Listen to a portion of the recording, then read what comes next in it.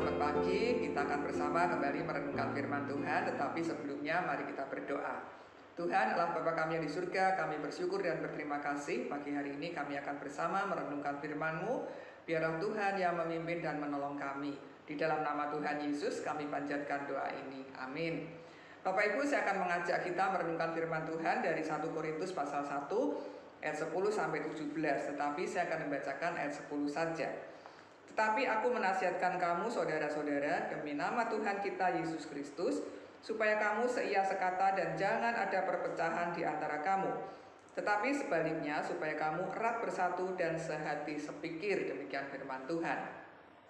Pagi hari ini saya akan mengambil sebuah tema, yaitu kesatuan jemaat. Bapak Ibu, kalau kita membaca di ayat-ayat sebelumnya, di mana Paulus mengucap syukur karena menyadari akan anugerah Tuhan yang menjadikan umatnya kaya akan segala hal, kaya dalam perkataan, kaya dalam pengetahuan. Paulus menasihatkan mereka yang kaya akan pengetahuan itu supaya hidup bersatu, sehati, sepikir. Jangan sampai terjadi perpecahan. Namun kenyataannya, Paulus menghadapi permasalahan jemaat di Korintus, bahwa di situ terjadi perpecahan di antara mereka. Apa penyebabnya? Penyebabnya yaitu karena mereka punya penilaian terhadap para pemimpin mereka berdasarkan apa? Berdasarkan kesukaan diri mereka masing-masing dan menganggap dirinya adalah yang paling benar.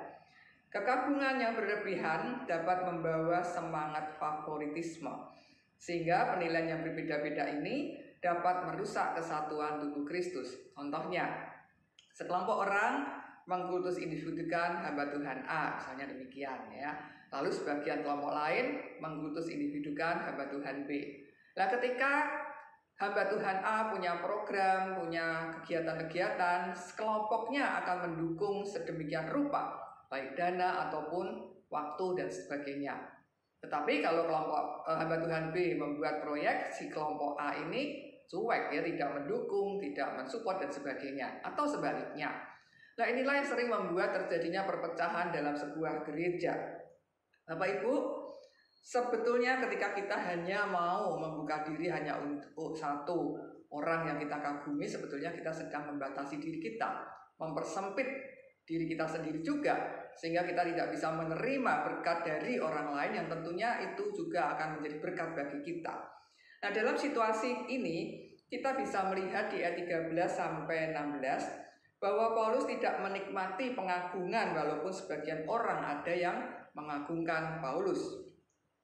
Paulus tidak terjebak oleh jemaat Korintus yang sedang menyelenggarakan kompetisi para hamba Tuhan. Tentunya kompetisi yang tidak sehat, yang dapat membuat seseorang membuktikan dirinya adalah lebih baik daripada orang lain. Lalu bagaimana dengan mereka yang menyebut diri mereka adalah golongan Kristus? Seolah-olah mereka memilih yang benar daripada memilih Paulus, memilih Apolos dan Kefas. Nah, dalam hal ini Paulus tetap menegur mereka, seolah-olah mereka memilih pilihan yang benar, tetapi dengan semangat kedagingan. Mereka kelihatannya alkitabiah, tetapi setelah diselidiki, kerangka teologi mereka tidak benar. Jadi perlu diperhatikan di sini. Mereka yang terlalu mengagung-agungkan kebesaran manusia, mereka tidak akan melihat kebesaran Tuhan. Mereka yang tidak mau menghormati siapapun kecuali Kristus, sementara Allah sendiri menghormati pelayan Tuhan, pelayannya. Nah, Paulus sedang mengajarkan jemaat Korintus dan juga tentunya buat kita semua, supaya kita melihat semua hamba Tuhan yang sementara waktu dipercaya Tuhan untuk mengembalakan, untuk mengajar umatnya. Dengan demikian kita tidak melihat kebesaran manusia, tetapi kita akan melihat kebesaran Tuhan. Paulus juga memberitahukan kepada jemaat di Korintus bahwa fokus pelayanannya adalah memberitakan Injil. Dan Paulus mengajarkan bahwa hikmat Kristuslah yang ditinggikan, bukan hikmat manusia. Ketika hikmat manusia ditinggikan, maka dikatakan bahwa salib Kristus akan menjadi sia-sia, tidak ada gunanya. Inilah prinsip pelayanan. Injil menjadi fokus dalam kehidupan kita. Supaya apa? Supaya kita berusaha untuk sehati, sepikir, dipersatukan dengan semangat yang sama, yaitu semangat menjadikan Injil sebagai dasar hidup kita. Amin. Mari kita berdoa. Tuhan, kami bersyukur dan berterima kasih kami diingatkan sebagai jemaat Tuhan, supaya kami tetap menjaga kesatuan, kami tetap sehati sepikir, supaya tidak terjadi perpecahan di dalam jemaat Tuhan. Terima kasih Tuhan, mampukan kami untuk kami boleh menghargai semua di para pemimpin gereja kami, para hamba Tuhan yang Tuhan berikan, yang Tuhan percayakan untuk melayani di jemaat Tuhan. Terima kasih Bapa, di dalam nama Tuhan Yesus kami panjatkan doa ini. Amin.